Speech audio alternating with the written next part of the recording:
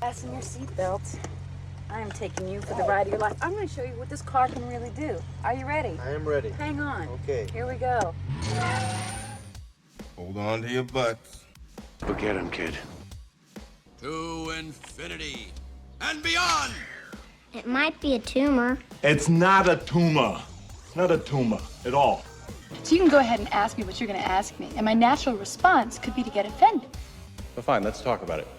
Any thoughts of your own on this matter? But is that your thing? You come into a bar, you read some obscure passage, and then pretend you pawn it off as your own idea just to impress some girls? Just another American who saw too many movies as a child. Yeah, well, that's just like your opinion, man. All right. You're listening to the 30-something movie podcast. One movie each week, 30 years in the making.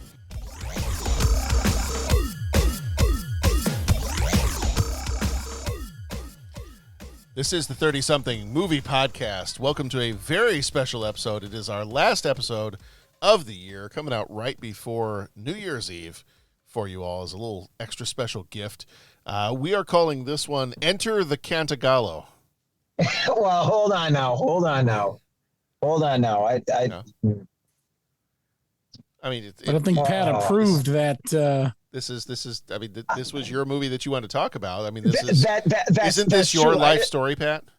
I don't. I am not anywhere near on a level of Bruce Lee on so many different levels. You know what I'm saying? The Patrick Cantagallo story.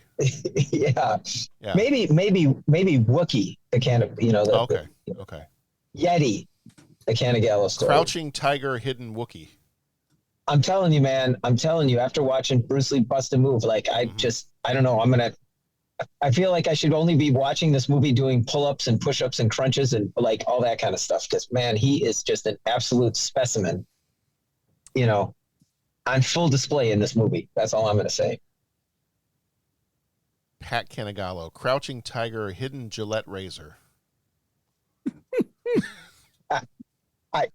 I don't know. Now there's a lot to unpack there. There is. Yeah, I'm not. I'm gonna have to pull out the GVC guidebook and start charting out that statement. That's Crouching Tiger, Hidden Razor. Yeah. So the razor. You're a fuzzy guy. I am a fuzzy guy. Yeah. I am a fuzzy guy. Yeah. So we are talking Enter the Dragon this time around. This was a special request from Pat that we get this one in before the 1993 comes to a close. And we want to talk about it as it is reaching its 50th anniversary for this one. That's crazy. 50. And thank you for indulging me, because I know we had a full slate and it's kind of hard to squeeze another movie in and all that kind of stuff. I mean, and especially, well, I don't want to give it away, but I mean, I will let the pod unfold. But I appreciate you indulging me, as I said. Absolutely, yeah. I mean, twist my arm to make me watch another movie and talk about it. Right. Yeah. When my opponent contracts, I watch another movie and discuss it. Mm-hmm. That was probably and we'll get into it here in a second, but I enjoyed just that whole opening scene of his entire conversation with the Shaolin monk and or the Shaolin abbot, and just that whole thing. Like, I'm like, oh, it's just so much fun to like watch them talk back and forth, to have their little like, hey Conan, what is best in life kind of moment. And right. Yeah.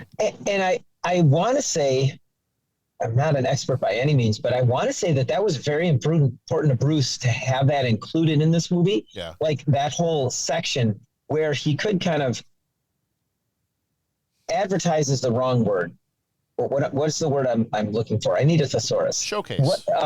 Showcase. Yeah. His beliefs and his philosophies. I mean, not just about fighting, but about life and, and I thought that was really cool. And the way they put it within the construct of a school, it's like a finger pointing to the moon. And then he smacks him. Don't look at the finger. Look at the moon. I mean, it's just, I totally agree with you. I really enjoyed that whole exchange. Did I tell you that I went to go visit a Shaolin temple when I wanted to become a podcaster? John, tell me of this. Have Tell me of I this. told you this story, Pat? You have not told me this story. Okay. I went there, and there was a Shaolin abbot, much like this one, and he asked me, what is the highest editing technique you hope to achieve? And my response was, to have no technique. There it is. There it is. And I have made that dream come true. That's awesome. You're an inspiration, John. What can I say? And I must have a lot of opponents who are contracting because I continue to expand somehow. That is outstanding. Especially after a couple of days ago, our whole conversation around Christmas cookies. Yeah. No kidding. No. Well, it just I really find Bruce's philosophy just fascinating. Yeah. And to me, it like makes sense. Now, living it and following it is hard, but hard. That's the challenge. But just even the talk of, that, and it goes into the quote that it goes on T-shirts and everything like that, like the whole idea of be the water. Yeah. But when you expand and he explains it, how water fills whatever you put it in, it assumes that shape, right? And it will go with it. But then here's how it's strong, and that goes right into the whole idea of being formless. And right. If you're getting into a fight, right? Like, and do you want to try and box a boxer, or do you want to try and grapple with them? If you've got a wrestler, do you want to try and grapple them, or do you want to box? It's like to not have a form, to be whatever you need to be to, and then that can expand out of just fighting and going into life. And I really, it's easy to let these things kind of just become one-off quotes and all that. But once you start to explore the depth of it and actually have someone that, is intelligent and knowledgeable, explain it to you and break it down, I really, I'm pretty taken with the whole thing. So it's cool. And like going back to your initial point, having that incorporated in with the movie was a fun way was a really cool way to start the movie. Yeah. To answer your question, if you are grappling with a wrestler and it is just prior to weigh-in time, a sandwich is probably the best thing you can. That's right. Grapple with the wrestler. Yes. Having wrestled myself and knowing several others who have. Mm-hmm. Yeah. All right. So yeah, we'll just jump right into this one. This one came out on the August 19th of 1973, rated R. Runtime 1 hour 42 minutes, directed by Robert Klaus, who did Game of Death and The Big Brawl. Writers were Michael Allen, Bruce Lee, and Jim Kelly. And Michael Allen did another movie called Truck Turner. Producers for this one were Fred Weintraub and Paul Heller. They did Woodstock, High Road to China, My Dinner with Hervé, and Crazy in Alabama. Composer was Lalo Schifrin, who did Mission Impossible and Bullet. Cinematographer Gilbert Hubbs did The Green Berets and The Omega Man. Editors were Kurt Herschler and George Waters. Herschler did The Ultimate Warrior, and then George Waters did Blackula and Scream, Blackula, Scream. Thank you, 1960s and 70s, for having movies that have titles Noted. Like that. There it is, right there. Scream, Blackula, Scream. Thank you. Just thank you. Production company was Warner Brothers. Budget was approximately $850,000 on a worldwide box office of approximately $90 million. So it did okay. Yeah. Wait a minute. Run that back by me again. How much did it cost? Budget was approximately $850,000. And it was $90 million? And it made $90 million. That is outstanding. Yeah. That is outstanding. Yeah. It done good. Yeah. That'll do, Pig. Right. That's how you respond to that. That'll do, Pig. No kidding. Yeah. No kidding. Flickmetrics gives it a 78%. Cinema Score was not around at the time, so did not have a score for this one. Bruce Lee, who actually died, he just died, was it just prior to the movie being released in theaters? Yeah. Wasn't it like a month before or a couple months before or something like that? Died in 1973. His character's name was Lee in the movie. He was in The Way of the Dragon and Fist of Fury. John Saxon was Roper. He was in A Nightmare on Elm Street and The Appaloosa.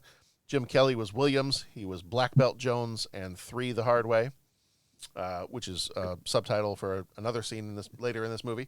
Anna Capri, who died in 2010, played Tanya. She was in Payday and The Brotherhood of Satan. Shi Keen, who died in 2009, played Han. He was in The Young Master and the Story of Dr. Sun Yat-sen. Bob Wall played O'Hara. He was in Way of the Dragon and Game of Death. Angela Mao played Su Lin. She was in Lady Whirlwind and Hapkido. Betty Chung played Mei Ling. She was in The Silent Swordsman and The Joy of Spring. Jeffrey Weeks was Braithwaite. He was in The Vengeance of Fu Manchu and The Medusa Touch. Peter Archer played Parsons. He was in The Desperate Mission and The Man from Hong Kong. Ho Lee Yan played Old Man. He was in Fist of Fury and The Big Boss. And Marlene Clark played the secretary. She was in Night of the Cobra Woman and Ganja and Hess. I got a little bit of trivia here. Got a couple of trivia things here and there. But Pat, I'm sure you have a bunch of trivia that you know for this one, since you've seen this one several times. What have you got for us? It's funny that you say it. I'm feeling remiss. I probably should have come with a little bit more, preparedness. I mean, the biggest thing that I know is that this was kind of, should I say, Bruce Lee's like masterpiece. That's my understanding. That he really wanted this movie to not just be about like fighting, which was pretty incredible fights, but just as I mentioned before, to showcase his philosophies, to show the way he, his outlook on the world, and to really help bring that to a wider audience. And if I understand correctly too, this was like one of the first things where it broke out of just being like the Hong Kong cinema and really got worldwide release. So this really kind of helped him shoot to, worldwide stature. I mean, he was already gaining that, but I mean, it really helped him kind of put it over the top. Yeah. But yeah, as far as a lot of more specifics, feel free to jump in, because I'm really remiss. I don't know. I don't have like a ton of trivia facts to throw in there. So supposedly Jackie Chan was an extra in this movie. Yes. Okay. Yes, he was. Yeah. And apparently there's kind of a fun story that goes along with this. Apparently Bruce Lee accidentally hit him in the face with a stick during filming. And when he apologized to him, he promised that, I will give you a role in all of my future movies. And unfortunately, because Lee passed away, he didn't end up keeping that promise. But fun little story about a very young Jackie Chan on the set of this movie. Yeah. Let's see. In 2004, the movie was selected for preservation in the National Film Registry of the Library of Congress. This is one of only 2 English language movies where Bruce Lee used his natural voice. This is credited as being the first major Hollywood Chinese martial arts film. It was the first Chinese martial arts film produced by a major Hollywood studio. This one's always fun to think of. The movie was filmed entirely without sound, except for, I believe, maybe one scene where the sound was recorded on set. But it was filmed entirely without sound. Dialogue and effects were all added in later. Yeah, it definitely has the treatments that you get from like the Hong Kong films with just, the way things sound. Yeah. This says here that Lee died in Hong Kong 3 weeks before the movie's premiere. So yeah, not very long.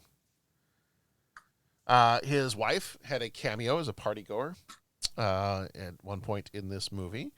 There apparently were several fights because they were hiring extras just kind of off the street sometimes, and stuntmen. They were hiring stuntmen from, different, from Hong Kong, from China. Apparently there were rival triad families that the stuntmen were made up of, different triad families, and apparently they had some fights that broke out on set between them.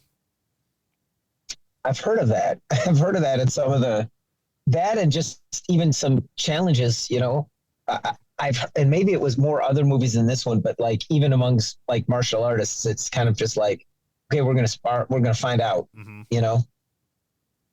It sounds like Bruce Lee himself had several times where he would like challenge people to, if you can hit me, then I will, give you $100, or if you can do this. It sounded like there were a lot of little like feats of strength or feats of skill or something like that on the set of this.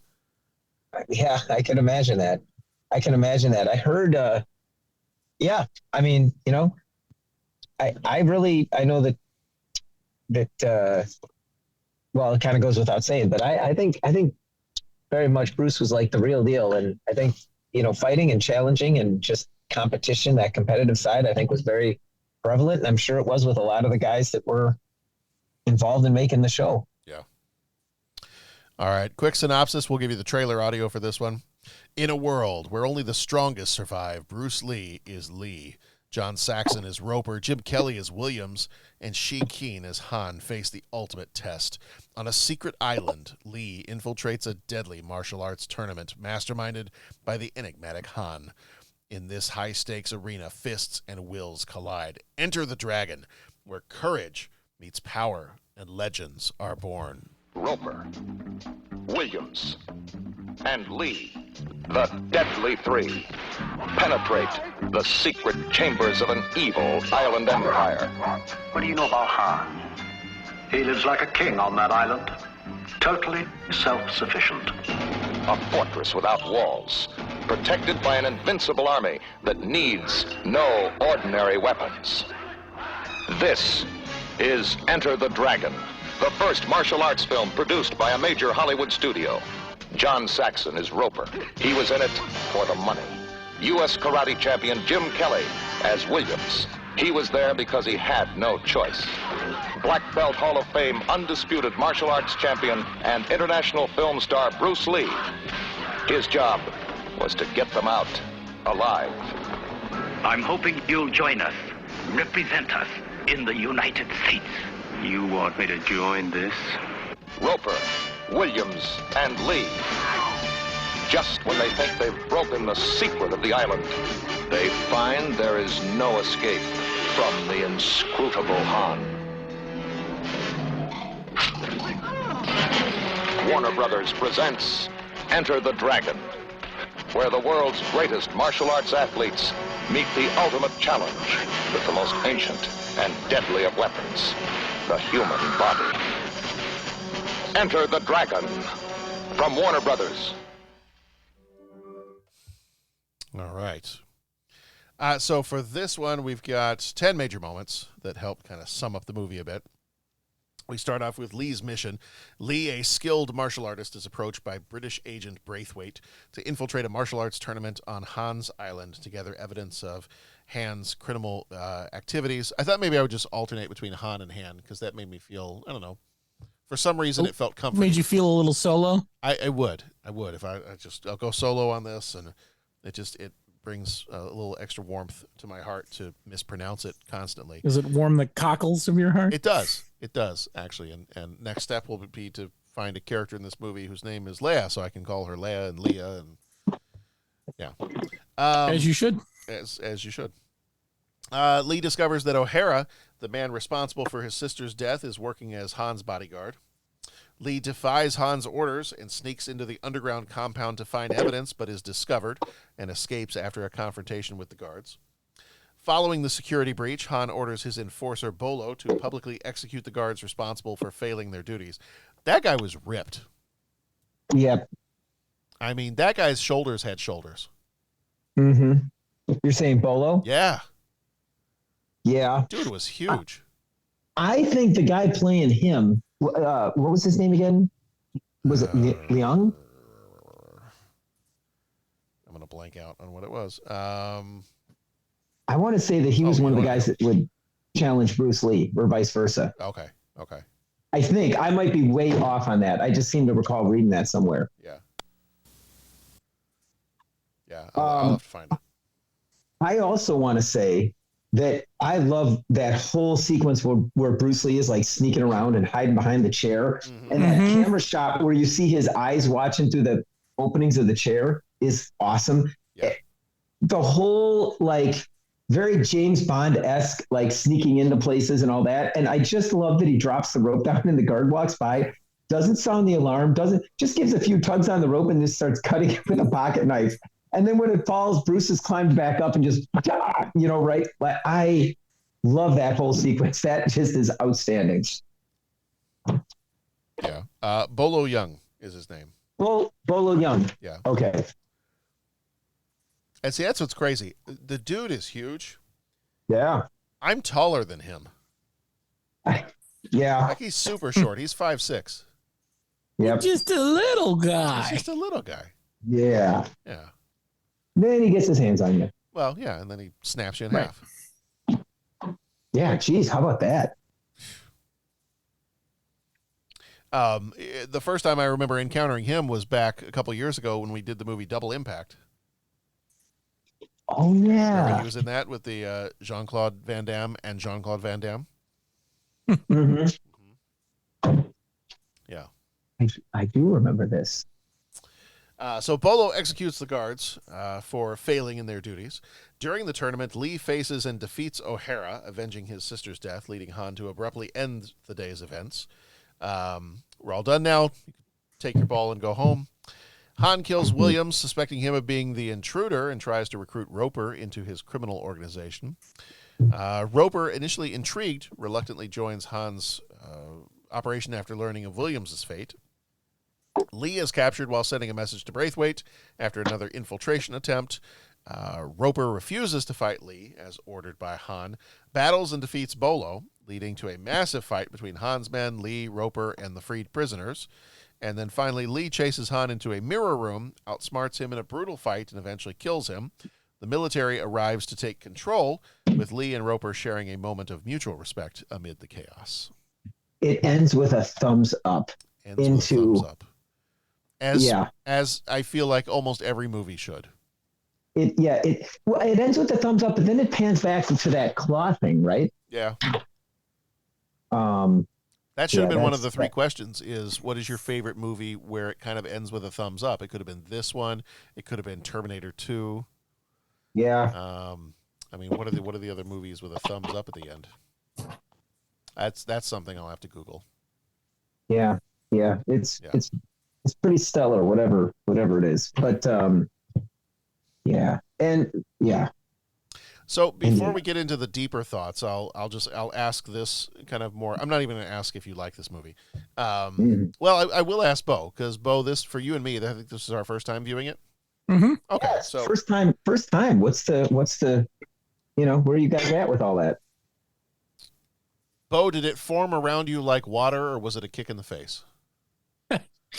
It was fun. I'll admit to not having seen much. There's a spoiler alert. There's a question later that sort of speaks to my ignorance of this genre, but I haven't seen many martial arts movies. I haven't seen a ton of Bruce Lee, but I really did like this. It was good. Yeah, and I enjoyed it too. I do enjoy a good martial arts movie. Yeah, and I don't want to say too much about other movies because, like you said, we have one of our three questions later is favorite martial arts movie. But yeah, and it was fun to see, knowing that this is one of the first that was an American production of a Chinese martial arts movie. It was fun to see things in this movie that I'm going, oh, that's where that's from. Oh, okay. That's when I see this in The Matrix, or when I see this in, this movie here, and I see this in it.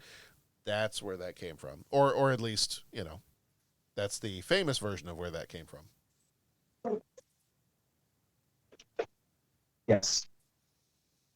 So I'll start with this, because with deeper thoughts we'll get into other opinions and things like that here in a second. But the question I'll ask before we go into our deeper thoughts is, and this may be a difficult one, and Pat, you may be talking for like the next 45 minutes. Is there a favorite fight in this movie? Oh, jeez.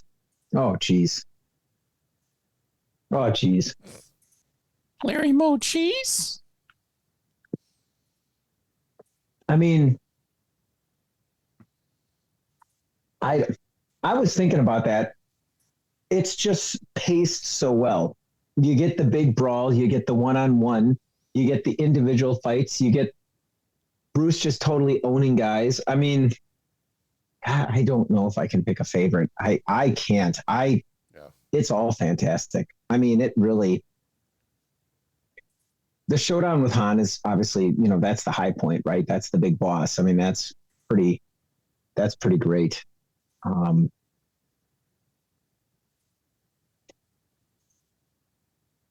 Wow. Yeah, I don't know, man.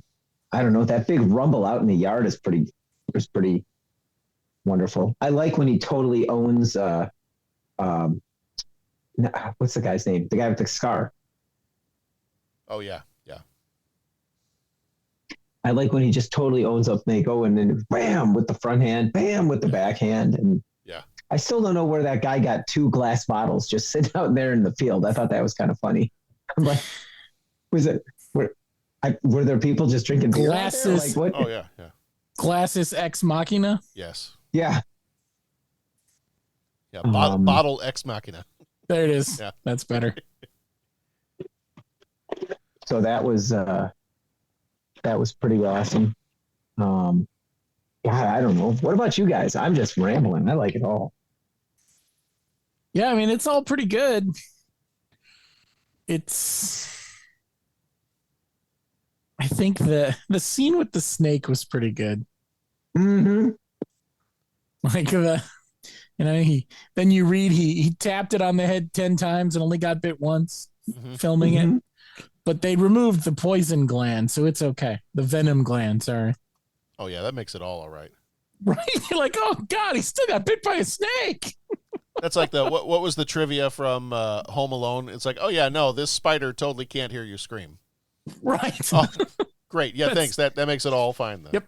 Thanks. We're all just fine here now. I'm that has alleviated all of my worries. Thank you. Please place the tarantula right on my face. Yeah. Yeah, and then in the film, the snake's crawling around. He just steps on it just to hold it in place. Yeah. Oh man, all that stuff is just awesome. Yeah, I have a hard time narrowing it down to a single fight. I mean, I probably some of the most intimidating scenes are the scene where Bolo is going through and killing all the guards. Yeah. Or ripping through all the guards, basically. And he's just unstoppable force. Yeah. Because it just makes him such an intimidating character. I know. All right, let's go on and get into our deeper thoughts here. And now, deep thoughts. I have an opinion on this matter. Don't mince words, Bones. What do you really think? I like it a lot. Wow. It's very deep. Thank you. So, Pat, I'm going to maybe direct this one at you since you've seen the movie most often. Yes. But obviously we'll expand this. In terms of this kind of influencing later movies, have there been any particular movies where, between watching this one for the first time and any other movies that even incorporate martial arts, have there been specific times where you've been watching a movie and you go, that's from Enter the Dragon? Well, I'll tell you, I don't even know if it's a movie, but this is going to be the obvious thing. It's more like I'm thinking of the video game Mortal Kombat. Oh, yeah. I mean, that's the number one biggest thing that I see with influence with Enter the Dragon in terms of in terms of being like it, because I mean, like the plot is so similar right down to the characters and kind of how they're represented and all that kind of deal. That being said, I think that I think there's like, in my humble, honest opinion, as they say, I think that you get with this movie, if you've seen a lot of the other Bruce Lee movies, right? Like, The Big Boss or Fist of Fury, if you see other Hong Kong kind of kung fu movies, right? You'll start to see a lot of similarities with like some of the sound effects, some of the overdubs, the way the voices are overlaid and all that kind of thing. And just, like the fight sequences and like the way that goes. When you look at how this movie was, and you said it, this was one of the first ones that was like the big Hollywood blockbuster, that it was really kind of a transitional kind of movie, because this was the first time, that happened. And I think its influence is I think it just opened the door. I think it really showed that, okay, we can have superstars where it's not just, oh, well, that's just an Asian superstar, or, oh, that's just a a kung fu superstar. I think it just showed that, like, okay, we can just call him a superstar. And, I think that opened the door to it. So I think a lot of the kung fu movies that came after it, Bruce was, my understanding, he was epically big in Asia. So I think a lot of the movies that continue to come out there were just always influenced by just, kind of what he did. I mean, when you compare this, the story that's in this is so, what should I say, put together, advanced, fine-tuned. I mean, it's a really compelling story. These guys all showing up for a tournament, and this guy, he's the secret agent. The action sequences are crisp and fun. And I mean, you go any action superstars, I think are going to, talk about the effect that Bruce Lee had on them and how they inspired him. Or, even if the scenes aren't like a carbon copy of what Enter the Dragon did, I think it's just the idea of the fight sequences and the way martial arts figure in, and how you can have, Eastern culture be a part of these big blockbusters. I think it had a pretty big effect on that. Yeah. You know what I'm saying? Like, yeah. I mean, I'm not going to sit there and say, okay, well, check out this scene in The Matrix. The way this happens, it totally makes you think of. However, that being said, I don't think you're going to necessarily get what you got in The Matrix if Bruce hadn't done all his thing. Yeah. Right? Yeah. I mean, Jackie Chan has put together some incredible movies, but even that, like, I mean, if you didn't have Bruce Lee, you're not going to get, all these other things that, like, he's making. And I feel like there's several elements of, like, the Kill Bill that pays tribute back to this. One that kind of reminds me a little bit of this too is, did you ever see the Jet Li movie Fearless? Yes. Yeah. I mean, that one to me, from what I remember, it's been a while since I've seen that one, but from what I remember, like, that one is fairly similar in that, isn't there kind of like a lot of martial arts movies, there's like always kind of a tournament concept to it. But I feel like that one kind of had the similar kind of East meets West kind of deal. Had a martial arts tournament kind of concept to it. I would imagine that there's just about any of the martial arts movies that have been made since the 1970s are going to look back in some way to this one. Mm-hmm. Oh yeah. Yeah. I would imagine. I mean, I don't ever want to speak for people, and I'm speaking as a fanboy, right? Like, so, I mean, I love this thing. So of course I'm going to say that, but I just, in some of the documentaries and, the specials on Bruce Lee and all that, like, I've heard a lot of people talk about, him and just, yeah, this guy really influenced us and gave us a super, and for a lot of, Asian actors and that they interviewed, they said that it gave us someone to cheer for that looked like us, that wasn't being, someone to cheer for that wasn't being lampooned or made fun of, or like the butt of the jokes, or all the worst stereotypes. And this gave us a character that was incredible shape, incredibly good looking, humorous. I mean, intense. Yeah, it was. So I think he really, with what he did in the movies, but just him, like, being that superstar, I think really kind of opened the door there. Yeah. Does this, and this question is for any of us, so I'll pose this one to Bo first.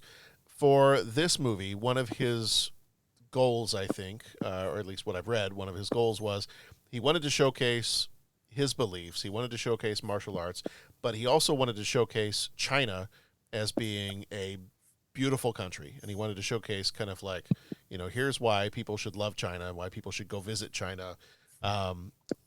Does the movie hit those different points for you, Bo, when you watch it? Knowing that you also, self-admittedly don't watch a lot of martial arts movies, does this hit that point for you of yes, it really is a great example of martial arts, and I enjoy it because of what it is.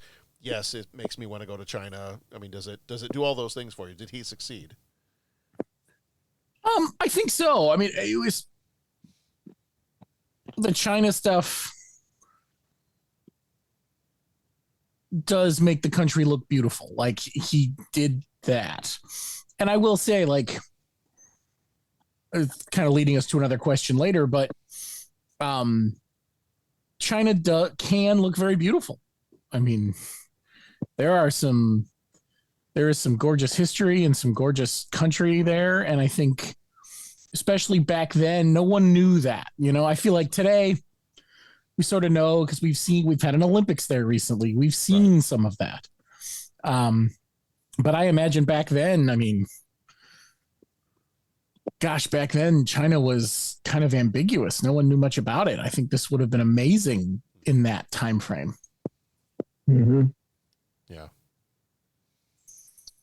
Does it, in terms of the martial arts side of things, does watching this movie, and it's a little bit ironic, we started the year, it wasn't our very first episode, we started the year in January with Dragon, the Bruce Lee story.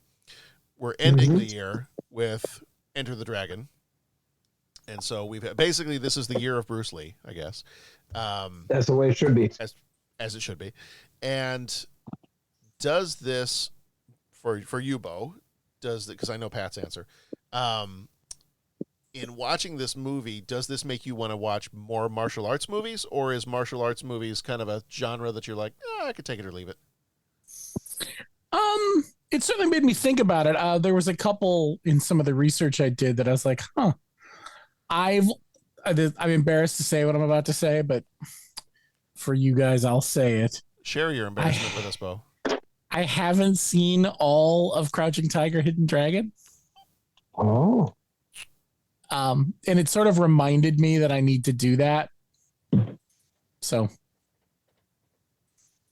it definitely made me think of things like that. Bo, do you have a 4K Blu-ray player? I do. I will loan you my 4K Blu-ray copy of Crouching Tiger, Hidden Dragon. Excellent. So that you can enjoy it in all of its glory. I was going to say the way it should have been enjoyed. Hold up right here. My Crouching Tiger, Hidden Dragon steel case 4K Blu-ray. Oh, very nice. I will. Wow, that's then you can finish it. I'm sorry, I should have worded that differently. I will loan this to you, and then you can finish him. Much better. There you go. Patrick, silly question. Does this inspire you to go watch more martial arts movies? Oh, yeah. Okay. Oh, yes. But Patrick, did you need to be inspired to go watch more martial arts movies? Well, let's just say I found this movie early on and it was a match made in heaven. But I'll tell you, it's funny because I saw this movie early on, right? So it was, and then I'm thinking kind of when we grew up, there was, there wasn't a ton of martial arts movies unless you stayed up way past your bedtime. Yeah, unless you sought them out, right? Like there was like the samurai. I mean, you had to work for it for sure. One of the networks every Saturday would do like the Samurai Showdown. Yeah, but I don't know if that was like kung fu movies, right? So sometimes they were because my dad loved these. In fact, I have his entire set of them. They would do like the Zatoichi Blind Swordsman movies. Mm-hmm. Mm-hmm. Yeah. Right. And I want to say, like, trying to find later on when DVDs came out, you could get those DVD collections. I had a collection of like 10 kung fu movies, like not featuring Bruce Lee, but all these other guys. Like some of the guys that were like bit parts in this are like the stars of these other ones. And so it's just great stuff. Like, so yeah, I can always enjoy that. But again, that was, because we grew up and that's really when Jackie Chan was really coming out. Like, what was all Jackie Chan stuff? There was the police one, and then there was God, I'm forgetting all of course, The Legend of the Drunken Master, but there was a ton of Jackie Chan stuff. So Jackie Chan Rush stuff. Hour, Rush Hour 4, Rush Hour 7. Well, see, and that was the thing, like that Rush Hour, that was when Jackie Chan came over and kind of almost did the same thing, where that was the first like made in America martial arts type movie. Right. Almost as a proof of concept, because like Jackie Chan did all his other stuff like in the earlier 90s and all that, but then Rush Hour came out and then it was all the Rush Hours. And then there was the one where he was in the Old West with Owen Wilson. You know, like that Shanghai was again Noon. kind of like and that was kind of like a Shanghai Noon. And that was like hey, we can do martial arts movies. You know what I'm saying? Yeah. I think just that loss of Bruce Lee way too young and way too early almost kind of put a stopper in what could have been some pretty awesome progress. Yeah. I mean, it went through a bit of a dark ages, it was. Because I'm trying to think, I mean, were there any, since 1973, were there any big martial arts movies until Rush Hour? I mean, like made in like American movie houses and stuff. I mean, the ones I'm thinking of with Jackie Chan, I mean, obviously the Rumble in the Bronx, the Legend of the Drunken Master. I mean, you're going to get most of the Jean-Claude Van Damme stuff. Right. But is that more MMA than it is, Kung Fu? And I don't know. I am not the expert here. What do you consider Big Trouble in Little China? I consider it Big Trouble. Oh, yeah. Yeah. Okay, so there you go. So Big Trouble in Little China, which I love that thing. Yeah. You've got the Van Damme stuff, maybe. Mm-hmm. But again, but is that as true to the vision, Well, yeah, he's putting his own, spin on all that, just like everyone's kind of got their own style and all that kind of thing. And then, Steven Seagal did his movies. It's funny. I was just going to say, does some of the Steven Seagal stuff count? Because I'm thinking even Under Siege, which wasn't a martial arts movie, he's doing the kicks, or at least it looks like he is. Well, and you got Chuck Norris. Right. You've got, God, I don't even know why I glanced past this one. You've got The Last Dragon. I don't know how I could have forgotten The Last Dragon. Oh, yeah. I almost overlooked it, but sure enough, it was there. Well, but when did Under Siege come out? That's gotta be 91. 5. Oh, didn't we do I thought we already did Under Siege. Yeah, you know what? We might have. So you're talking the 90s. Under Siege was 92. Yeah, we did it last year. Okay, there we go. So almost 20 years after what Bruce Lee did, you had Under Siege. Jean-Claude Van Damme, he did his stuff. It was late 80s. Big Trouble in Little China, late 80s. Yeah. Crouching Tigers, not till 2000. Mm-hmm.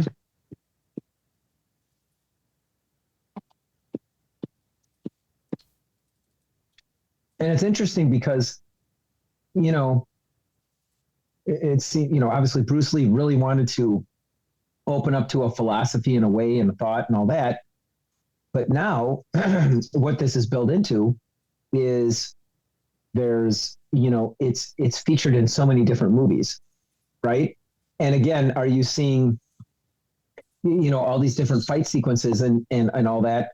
I mean, and it's almost funny, but you go back to earlier films and like, fist fights and all that, like look at a Bond film, right? It's sort of like, it's kind of the roundhouses and haymakers and all that, they joke, Star Trek fighting, right? You see in there now when there's a fight scene, it's quick cuts or, kind of shaky camera, or, the actors go through intense martial arts training for a couple of, like it's starting to be incorporated to where that's kind of the fighting that you're expecting to see.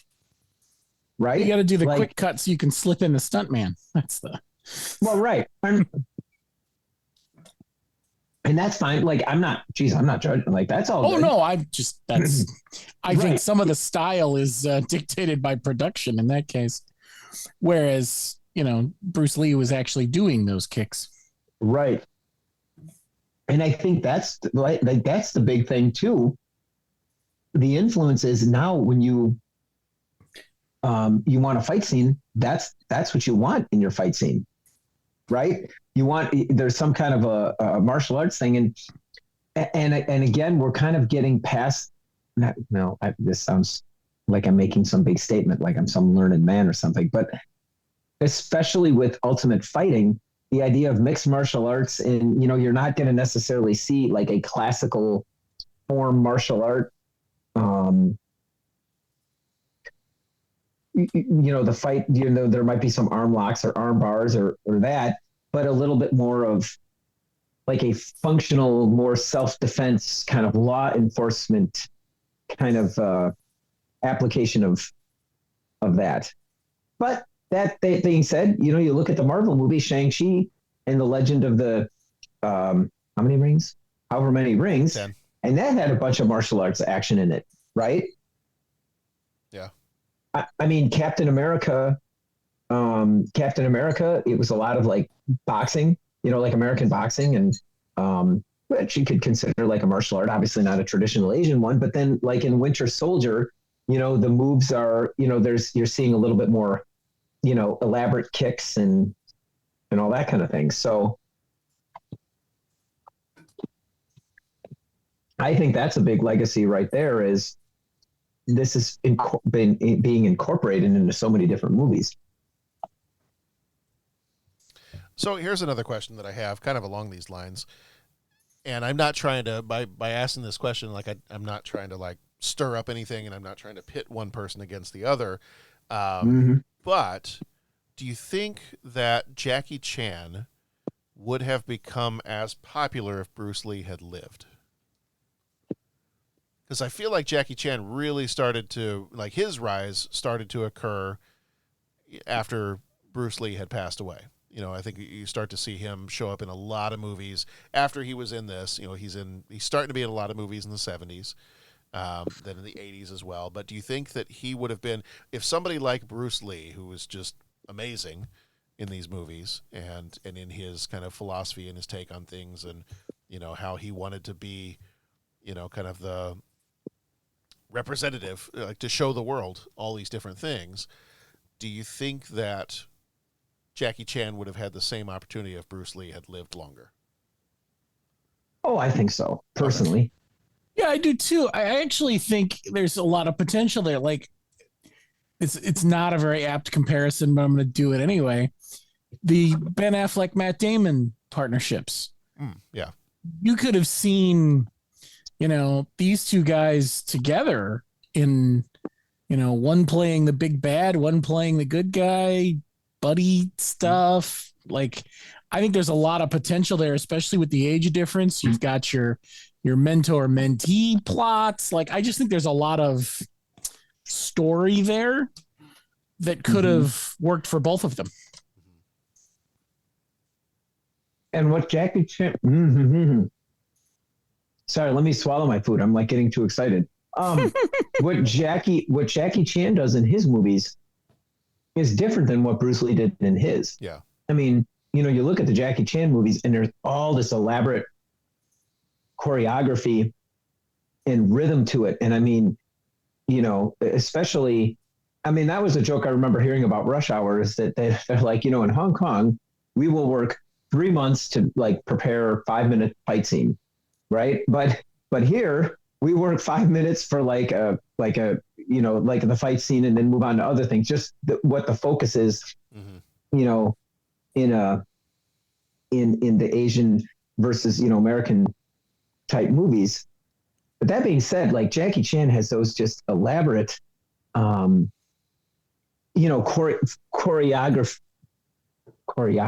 however you're saying it, where it's just dynamic, and it's like door open, and there's humor in it, and it's like you punch here, and then my fist bounces off this, which then goes to my leg, which then I spin around, and then I open this cabinet, which bounces off your head, which bounces back into his head, which then I duck. And I mean, it's just like bam, bam, bam. Do you know what I'm saying? Like I think of Jackie Chan as being more comedic.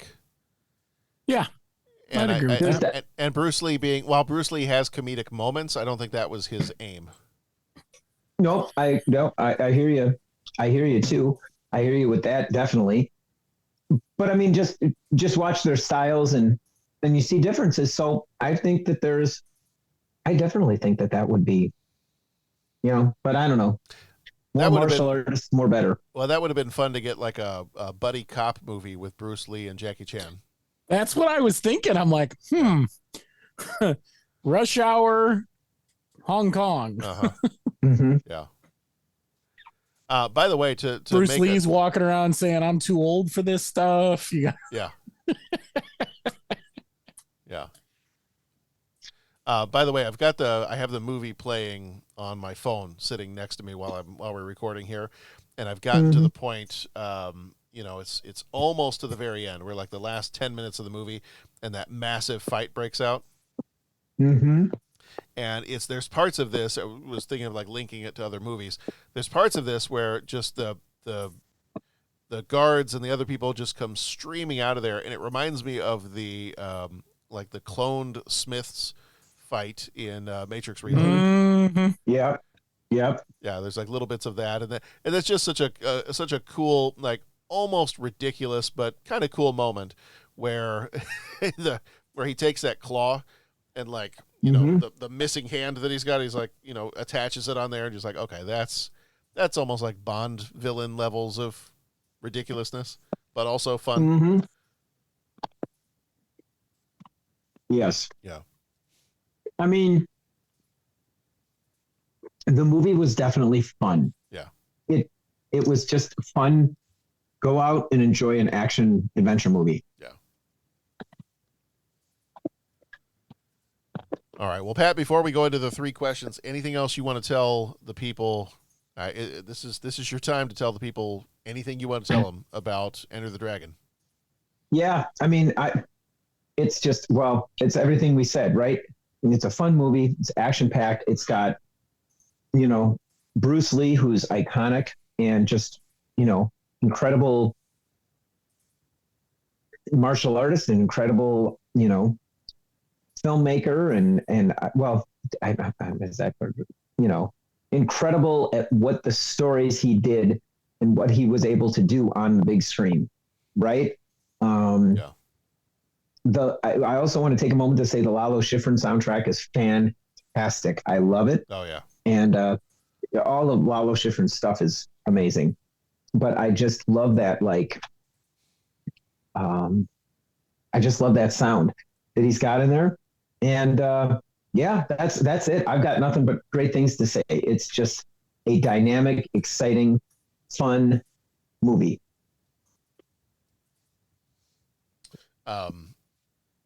You mentioned the soundtrack, and I know this is completely different. This is not.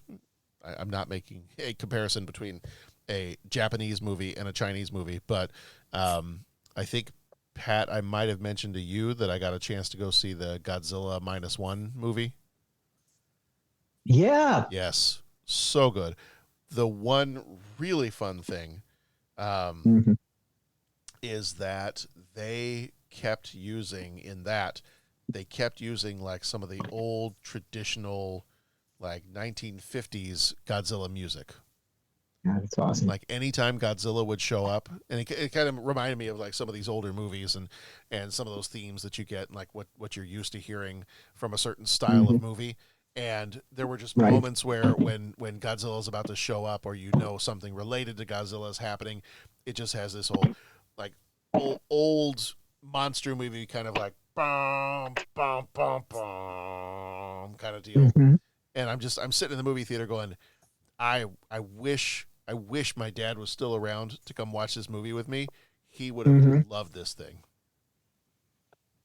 But it reminded me, awesome. same as what you're saying about, the soundtrack for this one and how it really does kind of set the stage for what other martial arts movie soundtracks are going to be like going forward from 1973 all the way up until now. I feel like the Godzilla movie did the same thing. Like, it really brought me back to, old school Godzilla music, and it was just a great homage to all the ones that had come before. Yes. That's also a quick little plug for me to say that by the time this episode comes out on December 30th, if Godzilla -1 is still in theaters, people need to go see it because it is amazing. And that's awesome. And surprisingly, for a movie that's in Japanese with English subtitles, the movie theater on a Sunday mid-afternoon was packed. Wow. That's awesome. Yeah. I'm so happy that people can read. Yeah, me too. Reading words are sometimes tough, but yeah. Yeah. No, it was a great movie. All right. I think it's time for 3 questions. As long as I have not offended anybody's family or offended a Shaolin temple, we can go You ahead have with 3 questions. offended Are we my okay? family? Are we okay with that? You have offended my family? I mean, the temple I can't help you with. I don't know enough about offending a temple. I mean, so. I feel like there's no forgiving that. I mean, I don't have a lot of experience with that, but I feel like there's no going back from having offended both family and a Shaolin temple. Yeah, he was basically, he was just drinking. Well, he left him hanging on a spear with the turning door. Basically, that was pretty cool. Well, it was basically, you killed my father, prepare to die. Yeah, that's basically what it came down to. Yeah. All right. He asks each traveler 5 questions. 3 questions. 3 questions. It's impossible to answer. Impossible because you don't know the answer. Nobody could answer that question. I want to ask you a bunch of questions. I want to have them answered immediately. What you just said is one of the most insanely idiotic things I have ever heard. At no point in your rambling, incoherent response were you even close to anything that could be considered a rational thought. Everyone in this room is now dumber for having listened to it. I award you no points, and may God have mercy on your soul. Okay, so you know what? I'm just going to say that influenced thought. I'm sorry. I'm jumping back, John. In all your editing, you can put this statement earlier. But think of Star Wars. I have no editing technique, so go ahead. Yeah, think of what Star Wars was with the lightsaber fights in the original, and then we come back and we get Episode 1, and what do? We need a Sith Lord. We're going to hire a martial artist, and you get that lightsaber fight that. I mean, right. Like the Darth Maul lightsaber fight, it was like, wait, what is Star Wars? Wait, what? Okay. I mean, but they bring in martial artists, right? Yeah. 89 Batman, right? The way that the fights were choreographed and shown, like it was kind of there was some punching and kicking and all that kind of stuff, but it was just kind of like slugfest, right? And then when they did it with like the Christopher Nolan ones, there was a certain fighting system, martial art that they used as the basis for the moves, right? So it worked its way into Hollywood, where that was what that was what you wanted when you were doing your fight scenes. Yeah. So anyways, I'm finishing my thought from the other one. Oh, that's fine. All right, question number 1. What is your favorite martial arts movie?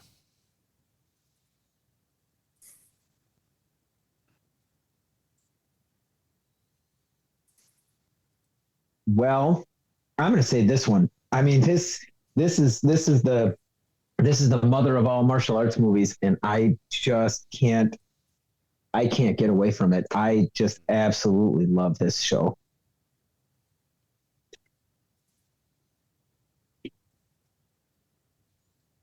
All right, Bo. I mean, it kind of depends on what you call a martial arts movie, but I did like Under Siege and Rush Hour, and this movie. I mean, I think I enjoyed this a lot.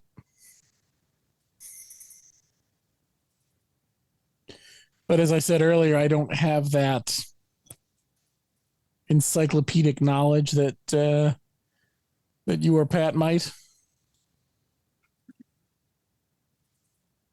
What do you got, John? Yeah, I still think one of my favorite ones is The Legend of Drunken Master. Mm-hmm. Like I really enjoy that movie. And I was looking back on my shelves back here. I used to own a copy of that movie on DVD, and I don't know, what happened to it. So that is the all white box with Jackie Chan like punching through the front. Yeah. Yep. Oh yeah. So now that I'm realizing I really enjoy that movie, I had a copy. I don't seem to have a copy now. I'm going to quote Uncle Argyle from Braveheart and say that is something we shall have to remedy. Mm-hmm. Oh yeah. Yeah, that might be what this one was amazing too, though. But I think Legend of Drunken Master. That ever since I saw that one, that one kind of blew my mind a bit. Yeah. Yeah.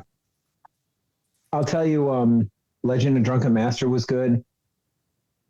Putting it mildly, understatement of the century right there. The other one that's really great came out later is Ong Bak, The Legend of the Thai Warrior. Oh yeah. Tony Jaa's in that. Tony Jaa was like a stunt guy. Holy Moses. The stuff that's happening in there is just fantastic. And he is just solid in there. And I want to say it was one of those YouTube, have you ever seen it? Like the lawyers break down lawyer movies, the stuntmen break down stuntman movies. And they went through this and they're like, yeah, guys, he was breaking down some of the fights in this. And it was this one or maybe one of the later ones that Tony Jaa did. And he's like, yeah, this is all one continuous shot where he's like fighting up a staircase and he has to go through. He says, yeah, it's a choreographed fight, but you're still putting your body through a whole lot. Like, I mean, that is intense. And like all the falls and the smack, yeah, he's falling correctly, but he's still falling through a floor 20 feet, Yeah. But yeah, there's some amazing stuff in Ong Bak. It's, that movie's legit. It's pretty fantastic. I'm sorry. I also forgot to mention Kung Fury. Oh, that is outstanding. Yeah. Bo, you've seen Kung Fury, right? I don't think so. Oh. I believe we recommended this every time that we talk about a martial arts movie. When this is done, Bo, I would take a half hour, and it literally will take only a half hour of your life. It's like 25 minutes. It's 25. It is not a half hour that you'll want to get back. Kung Fury. Okay. You need. Oh my! It is amazing. I will add it to the list for sure. Oh, yes. It is. Do I even tell you the synopsis for the movie, or do you think just let him go watch it? I just think let him watch it because like you could explain this, and I can't explain what the synopsis of. I mean, I like in a general term. I'll give you one. I'll give you one sentence. A kung fu cop travels back in time to kill Adolf Hitler. Done. There you go. Yeah. Yeah, it's outstanding. Sounds like it. And it really is. It's like I want to say it's like 25 minutes at most. Oh no, 31 minutes. Oh well, whatever will we do? But I tell you what, it's got Michael Fassbender. It's got David Hasselhoff. It's yeah. It's a lot of fun. Yes, yeah. It is amazing. The other one that I did not mention that I think I mentioned this because we had a question when we did our Dragon the Bruce Lee story. One of our questions was, what is your favorite fight scene in a martial arts movie? And I think I mentioned this one, but another one that I really enjoyed when I saw it, and it's been several years since I've seen it, was Old Boy. Mm.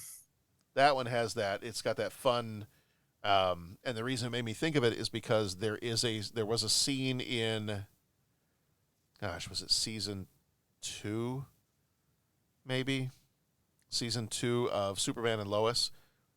There's a fight scene where Bizarro Superman is fighting in this corridor, and it's just like one long continuous shot of this fight scene in a corridor shot from the side, where he's just like fighting person after person, and it just keeps going. And that was kind of an homage to this, I think it was South Korean film called Old Boy.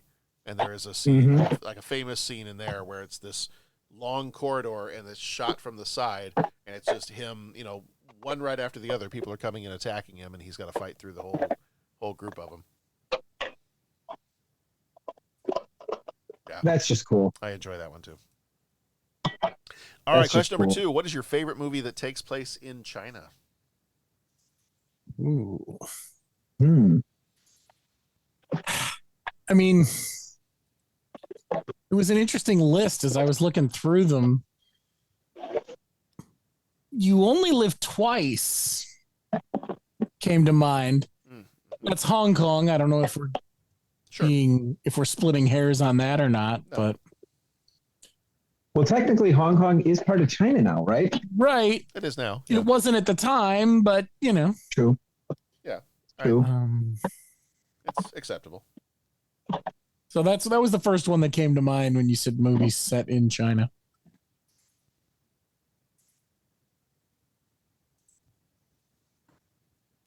Patrick, what do you got?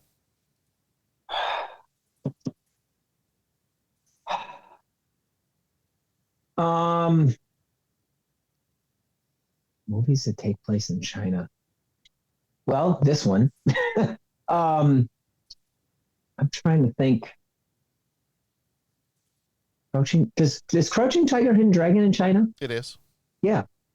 Is that a dumb question? Yeah, no. That is, Pat. That was a dumb question. No, it's not dumb. No dumb questions, just dumb answers. No, I believe there are dumb questions. I'm trying to think of other movies. I did not consult a list, and I probably should have. But these are the ones that come to mind.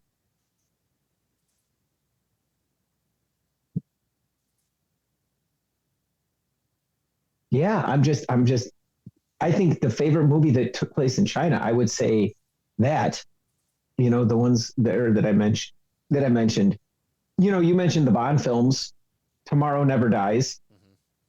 I mean, that's kind of on the water and all that, but I mean, South China Sea, if that counts. Oh, what movie I really like is The Sand Pebbles. I really like The Sand Pebbles. Okay. That one's good.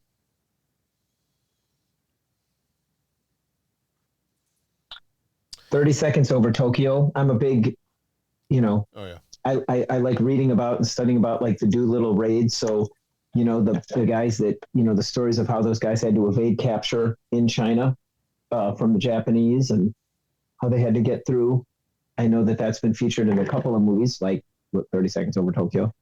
So that one's good.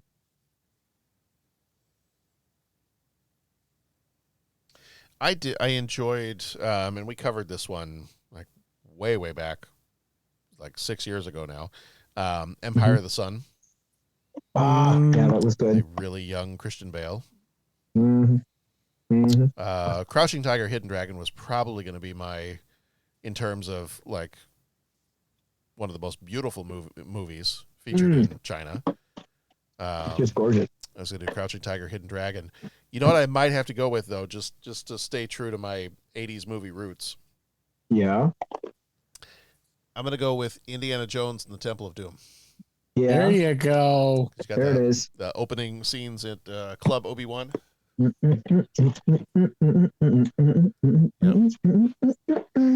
Anything goes. Indeed. And speaking of martial arts movies, Karate Kid. I thought he was going to say, and speaking of anything goes. Yeah. I totally forgot to put in Karate Kid when we were talking about martial arts movies. Oh, yeah. All right. And finally, question number 3. Best use of mirrors in a movie scene. Which, talk about going down a rabbit hole of this one. No kidding. I had way too much fun with this one. Uh-huh. Because you can go from the silly to the spooky to the... I mean, mirrors are used... The absent mirror in Duck Soup. Yep. The one that I wish I'd thought of on my own, but I had to consult the list, was the Reverse shot of red rum. Yeah. LA Confidential. Really, any cop movie uses that trick, but LA Confidential just does it so well. Yeah. Yes. So, question here, because it came out a year later, do you feel like, or do you think the man with the golden gun stole the Hall of Mirrors idea from Enter the Dragon? Oh, without a doubt. Okay. Yeah. That idea of the fun house. Yeah. Because that was, I mean, this is 73. That one was 74. It's only a year later. Right.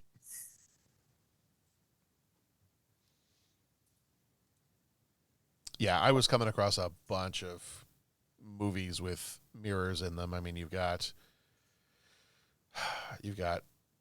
Poltergeist. You've got good one.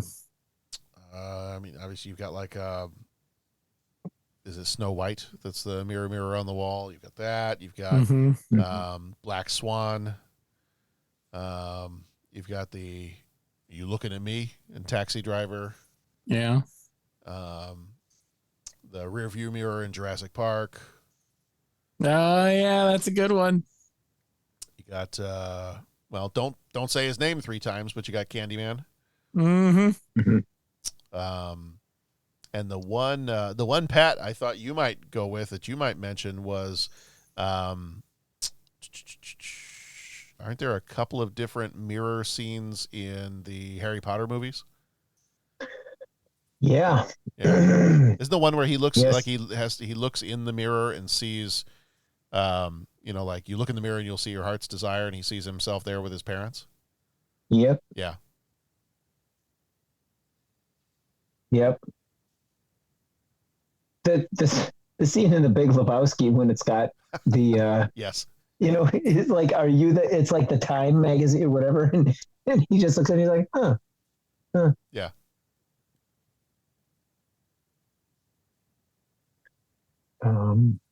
There is obviously there's the pretty iconic, if I was going to go with a mirror scene that just, like, at the time I was like, whoa, that's cool, it would be the scene where the very first time when Neo is introduced to the Matrix and touches the mirror, and then it starts to, all the mirrory substance starts to overtake his whole body. Yes. Yeah. The one I'm going to go with, though, because it's still one of my absolute favorites, is anytime I'll pick the Army of Darkness one, but anytime that Ash looks in a mirror, yes. Yeah. Either in Evil Yes. Dead 2 when the mirror kind of like reaches back through and grabs him, or the one I'm going to go with, though, is going to be the Army of Darkness where he shatters the mirror and then all the little ashes come out. Yeah. Yeah. I love it. That's got to be my choice. Yeah. Yeah, that's pretty outstanding. Mention what I was going to say. You were talking about Ash versus Evil Dead. What were you talking about? Right, you were talking about the Matrix. Mentioned the Matrix. I know what I was going to say. Yeah. Is I love in the build up to the chase scene in Bullet, how they use the rear view mirror.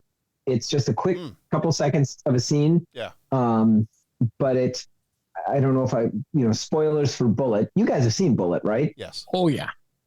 Okay.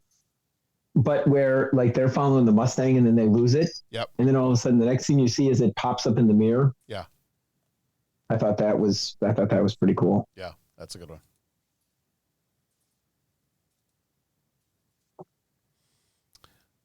All right. Well, Pat, I got to ask you, so this was your special episode. Did we do this movie justice? Oh, I think so. Okay. I think so. You just, as long as you got a chance to talk about it, you were fine.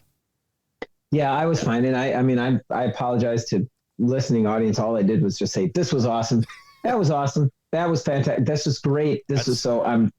I'm sorry you didn't quite much nuance, but watch the movie for nuance. My review is just going to be, this is awesome. Awesomeness. Yeah. Yeah. Because it is, in fact, awesome. Well, that's fine. You don't have to make up anything. If it's awesome, it's awesome. Yeah. Yeah. We don't make stuff up here. No. We report the facts. We're honest to a fault. We are. All right. Well, everybody, if you want to check out more of our stuff, we are at 30podcast.com and at 30podcast on all the different social media outlets. This is our last episode of 1993, last episode of this year. So as we move on into next week we'll be hitting up the 94 movies. We'll start January with Law and Order month. Our Patreon will be Seven Samurai from 1954. Patreon short will be Stephen King's The Stand from 1994. And then our regular episodes are going to be Naked Gun 33 and a third, Beverly Hills Cop 3, The Getaway, The Chase, and Wyatt Earp. So, all kinds of fun stuff coming up. But yeah, so as I tend to say, I think at the end of every year, thank you to Bo and Pat and Jeff and Dennis and all of our other guest hosts and co-hosts who come on with us from time to time over the year, but it's been a fun year. I'm having a hard time believing that 93 is over. It's gonna happen whether we're ready or not. Like 93, we hardly knew ye. We started with Jurassic Park. Yep. Yeah. I know. I'll do actually. You know what? I'm going to pause the outro music for half a second, and we'll just we'll take people kind of back through real quickly if they want to go back and listen to anything they might have missed. If they're just if somebody's joining us for the first time. But this year was a lot of fun. We started off the year with Jurassic Park. We had Matinee, Free Willy, Dragon, the Bruce Lee story. And then February, we had the month of names. All of our movies were Dave, Searching for Bobby Fischer, Benny and June, and Carlito's Way. March, we had Cliffhanger, Groundhog Day, True Romance, Falling Down, and The Fugitive. Yep. What else did we have? We had in April Sleepless in Seattle, A Bronx Tale, the Bond movies special that Pat did, Gettysburg, Philadelphia. In May, we did In the Line of Fire, Demolition Man, Loaded Weapon, Striking Distance, Three Musketeers. In June, we had Much Ado About Nothing, The Pelican Brief, Shortcuts, and The Firm. July was Firm. That's so good. Oh, yeah. July was Cool Runnings, The Sandlot, Rookie of the Year, and Rudy. August was My Life, Into the West, The Good Son, Indian Summer, and Addams Family Values. We had some good guest hosts on some of those too. We had Jason Colvin was one that kind of turned us on to Indian Summer and requested that we do that one. I think also during that month we had Rob Perry was with us for Addams Family Values, but he also came on to talk with us on one of our Patreon episodes that came out in August was the 83 movie Krull. Yeah, which was a lot of fun to go back and watch that one again. Oh yeah. Then September, we had Rising Sun, Mask of the Phantasm, Mrs. Doubtfire, and Schindler's List. October was Fire in the Sky, Hocus Pocus, Needful Things, Judgment Night, and Leprechaun. I'm the Leprechaun. I still want to see that movie. You are the Leprechaun, Sean. The Leprechaun versus, what do we say? The Leprechaun versus. Is that sort of like You Are the Walrus? Yes, I am.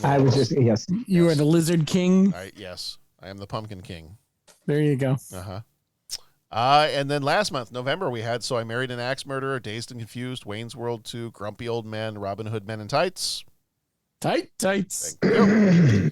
And then December, we had our 500th episode, Alive, What's Eating Gilbert Grape, Tombstone, Son-in-Law, and Nightmare Before Christmas. And then finishing up with Enter the Dragon. So, gentlemen, it was a full year.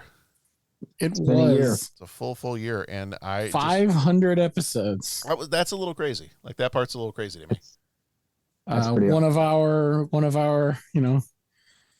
a podcast that we fanboy on just reached their 500th episode recently as well. Oh, did they do theirs too? Okay. Greatest Generation, I believe. Oh, nice.